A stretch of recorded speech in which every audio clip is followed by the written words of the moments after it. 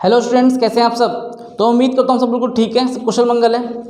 तो बच्चों, आज हम बिल्कुल फ्रेश टॉपिक स्टार्ट करने वाले हैं, issue of right and bonus share. बिल्कुल न्यू टॉपिक स्टार्ट होने वाला है आपका। तो यहाँ पर हम जानेंगे राइट शेयर्स के बारे में, बोनस शेयर हम डिस्कस करेंगे, जो बीकॉम का चैप्टर है आपका कॉर्पोरेट अकाउंटिंग।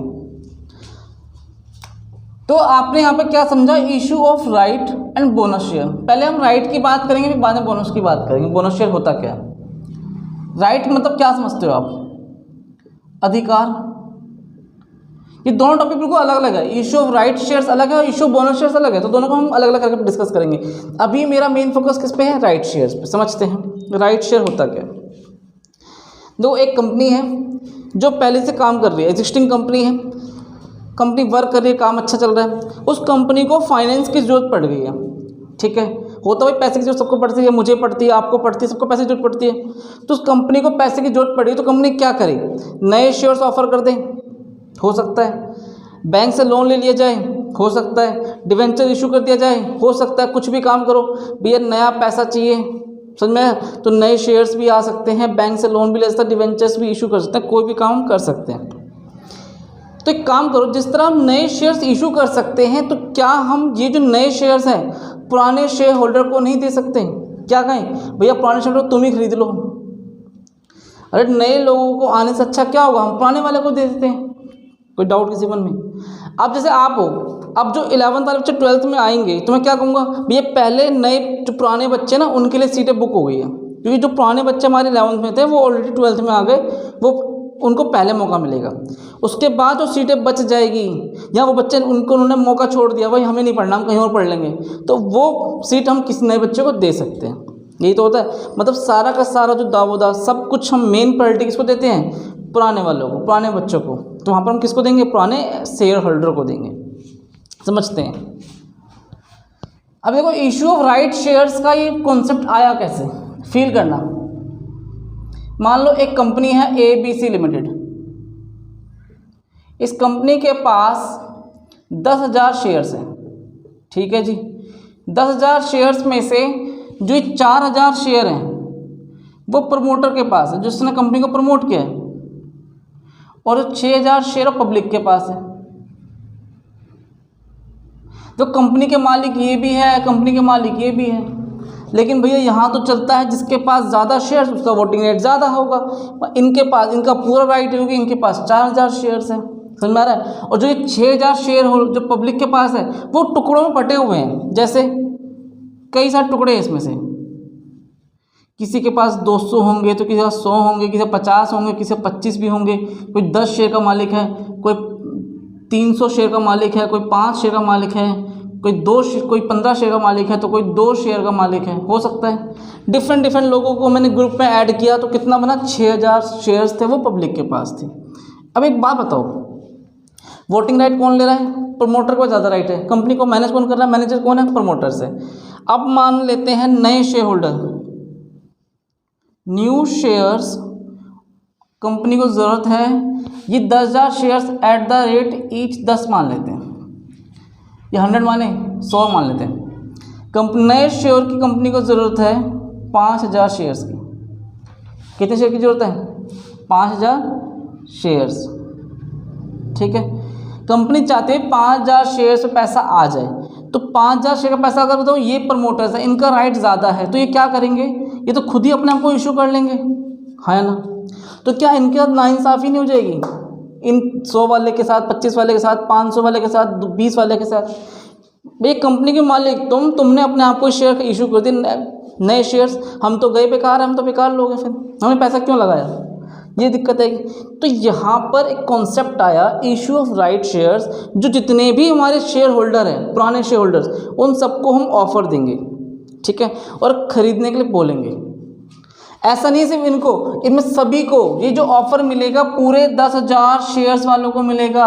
इसमें ये भी है और ये भी है, सबको ऑफर दिया गया, नए शेयर्स खरीदने का मौका सबको मिला है। इसी बात को कहते हैं हम राइट शेयर्स। और ये आप उनके ऊपर कोई एहसान नहीं कर रहे हो पब्लिक के ऊपर, आप ये उनका राइट दे रहे हो, भैया तुम्हारा राइट है, तुम हमारे पुराने शेयर होल्डर हो, हम तुम्हें नए शेयर्स दे रहे हैं, बस फ़र्क इतना ही है। भैया तुम हमारे एक शेयर होल्डर थे पुराने वाले, होता है ना, आप किसी कंपनी के पुराने कस्टमर बन जाते हो तो वो बंदा आपके लिए कुछ 150 रुपये कम कर देता है, चलो भाई कोई नहीं, होता है। आप सब बेटा कपड़े लेने जाते हो, आप सब एक ही मतलब आपका परमानेंट शॉप है कि आपको इस फलानी दुकान से कपड़े लेने हैं, तो जैसे ही आप जाओगे ना, बाकी कस्टमर को देता होगा वो 10% डिस्काउंट, लेकिन आपकी शक्ल देखते ही बोल देगा 15% डिस्काउंट काट दे चुपचाप से, आपकी शक्ल देखते ही बोल देगा 20% डिस्काउंट कर दे। क्यों? आप उसके रेगुलर कस्टमर हो। बस वही बात यहाँ फील करनी है। हमारे जो पुराने शेयर्स थे, एग्जिस्टिंग शेयर्स, शेयर होल्डर, हम उनको नए शेयर्स ऑफर करेंगे, बस इसी बात को समझना है हमें, ठीक है। तो इसी को क्या कहते हैं हम? Issue of right shares. Issue of right shares की हम बात कर रहे हैं। अब समझते हैं करना क्या। देखो यहाँ पर हमने कितने शेयर की जरूरत है? 50,000 न्यू, और पहले कितने थे? 5,000 है ना, सॉरी 5,000, और पहले कितने थे बेटा? 10,000।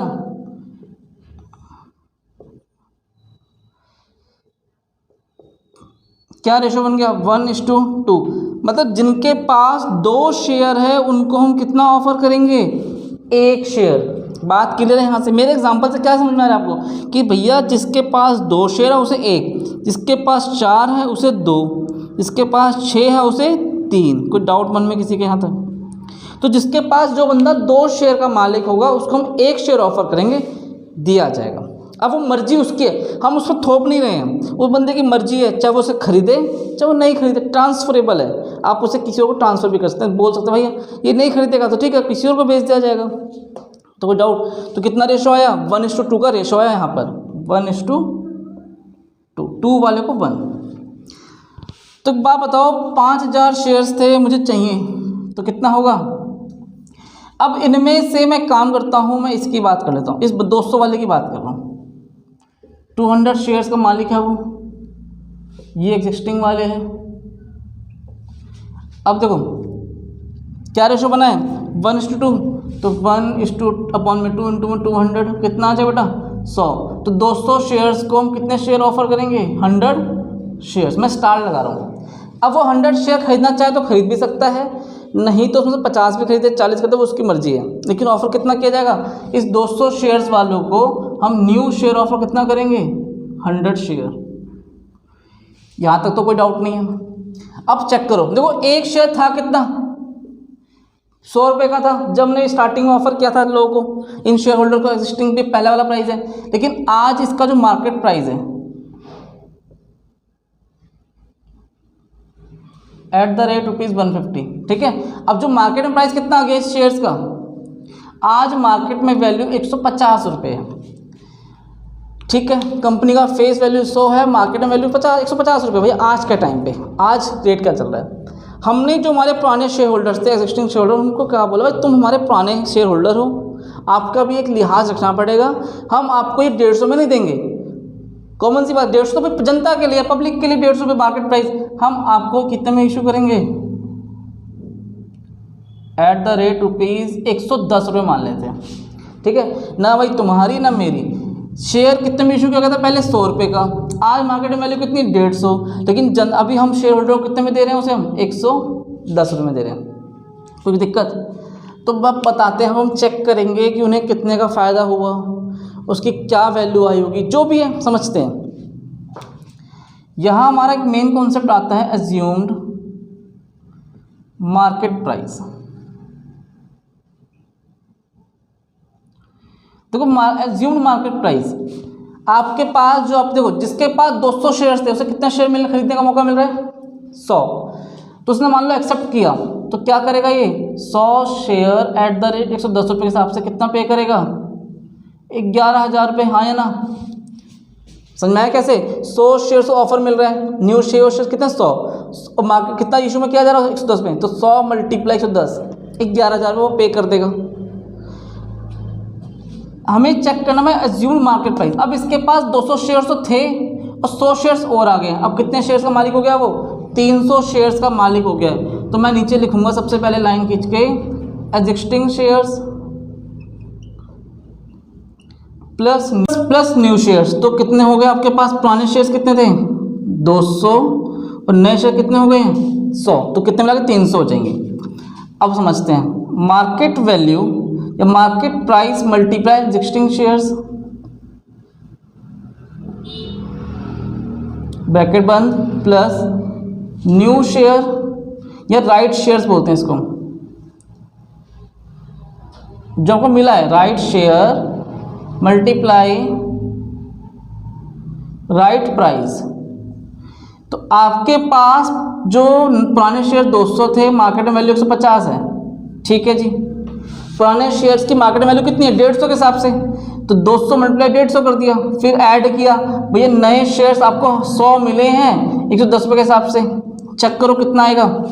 15 दूनी 30, 30,000 रुपये, 3 0, और ये 11,000 डिवाइड बाय 300, तो यहाँ पे कितना आ जाएगा? मैं यहाँ पे कर दूँ इसको 30,000 और प्लस 11,000 41,000 डिवाइड बाय 300, 2 जीरो गई, 410 को 3 से भाग करेंगे तो कितना है? 3 एकम 3, 3 3 9, 2 3 6 18, 2 पे लग गए 0, 3 6 18, 67। तो एज्यूम्ड मार्केट प्राइस ओवरऑल जो टोटल आपके पास 300 शेयर्स है इस शेयर होल्डर के पास, उसका एज्यूम्ड मार्केट प्राइस कितना आ रहा है? 136.67। तो क्या कोई घाटा हो रहा है उसको? नहीं। आपने क्या फील किया? भाई मार्केट में वैल्यू 150 रुपये है, लेकिन उसे कितने का पड़ रहा है? वो 136 रुपये 67 पैसे का पड़ रहा है। ये तो अच्छी बात है, फ़ायदा हो रहा है। तो किसी बच्चों को यहाँ से कोई डाउट? पहले नोट करो, फिर आगे डिस्कस करते हैं। क्या पढ़ेंगे हम? Value of rights, market value minus assumed market price. देखो मार्केट वैल्यू कितनी है? 150, एज्यूम्ड मार्केट वैल्यू लिख लो तो मार्केट प्राइस लिख लो, और एज्यूम्ड मार्केट प्राइस कितना है आपके पास? 136.67। अब आप मुझे बताओ कितना प्रॉफिट हुआ इस क्वेश्चन के अंदर? 13.33, यस या नो? तो वैल्यू ऑफ राइट जो हमारा अधिकार मुझे मिला है ना, इसके वजह से उसकी वैल्यू कितनी है? 13 रुपये 33 पैसे। कोई डाउट किसी मन में? तो आपने फील किया, सबसे पहले क्या निकाला? Assumed market price. पुराने शेयर, जो पुराने शेयर्स थे और नए शेयर्स थे, जो राइट शेयर्स मिले हैं, उनकी वैल्यूज कितनी है? ये 136, और मार्केट में वैल्यू कितनी बेटा? 150। तो मेरा जो वैल्यू ऑफ राइट है, अधिकार की जो वैल्यू निकली है, वो कितना निकला है? 13 रुपये 33 पैसे की बचत हो रही है। तो यहाँ तक कॉन्सेप्ट कंप्लीट होता है ये वाला। तो उसके बाद एक नया कॉन्सेप्ट समझना। आपके पास एग्जिस्टिंग शेयर्स हैं, पहले कितने शेयर अवेलेबल थे आपके पास? 10,000, और न्यू शेयर, जो न्यू राइट शेयर आपने ऑफर किया 5,000 था। रेशो कितना बना था? देखो 5,000 पर 10,000 का रेशो बना था 1:2, मतलब दो, जिसको 2 शेयर है उसके वो 1 शेयर मिलेगा, 4 वाले को 2 मिलेगा, इस हिसाब से 6 वाले को 3 शेयर हम ऑफर करेंगे। फेस वैल्यू कितना था एक शेयर का? 100 ईच, और मार्केट में वैल्यू कितना है? 150, और आपके पास हमने इशू कितने में किया इसे? 110। 100 रुपये का शेयर था, 150 में मार्केट में वैल्यू है, और हमने इशू किया 110 रुपये में। भाई 40 रुपये डिस्काउंट दिया था, अभी आपने समझा देखा। जो आपके पास इंक्रीज, यहाँ एक फॉर्मूला समझते हैं, percentage increase in share capital.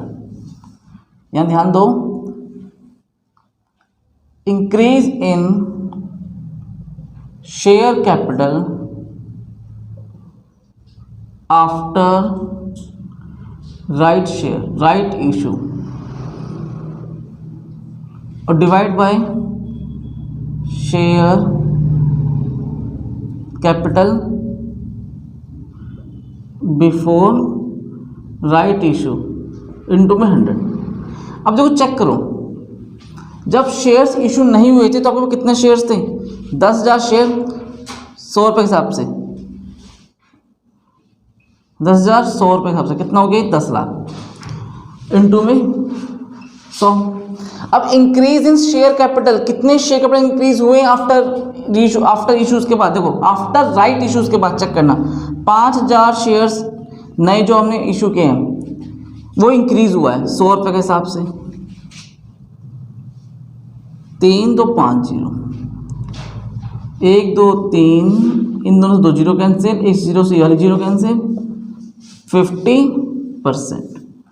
तो यहाँ लिख देंगे 50%। कोई डाउट किसी मन में? तो हम क्या समझ रहे हैं कि भैया इंक्रीज इन शेयर कैपिटल में से 50% का इंक्रीज हुआ है। कैसे आप यहाँ पे चेक कर सकते हो? 10,000 था, कितना हो गया अभी? 5,000 में नया इंक्रीज किया है तो 50% ही है। 10,000 में कितना होता है? 5,000 शेयर्स, तो 5,000 की वजह से कितना आंसर आ रहा है? 50% इंक्रीज इन शेयर कैपिटल। इसे नोट करो। दो नंबर 1, अब नंबर 2 पे ध्यान दो। Percentage increase in total fund. तो यहां पर हम लिखेंगे नीचे अपॉन में क्या है? एग्जिस्टिंग शेयर होल्डर इक्विटी, और मल्टीप्लाई में 100 ही रहेगा परसेंटेज निकालने के लिए। और ऊपर क्या है बेटा? Increase in shareholder equity. Equity में कितना परसेंट इंक्रीज हुआ है मुझे वो जानना है। तो देखो यहाँ पे फील करना, डिवाइड में तो कितना आएगा? पहले कितना था? 50,000, 10,000 सॉरी 10,000 मल्टीप्लाई 100,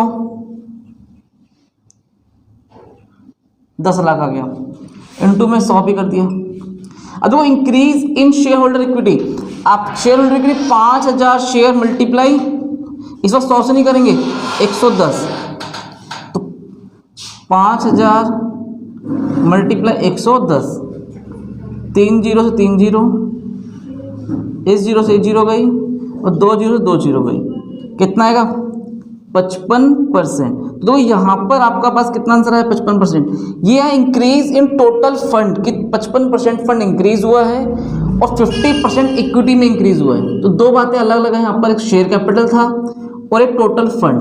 तो टोटल फंड में हमेशा याद रखना आपको मल्टीप्लाई किससे करना है? इशू वैल्यू से, और शेयर कैपिटल में आपको मल्टीप्लाई करना है फेस वैल्यू से। इसे नोट करो।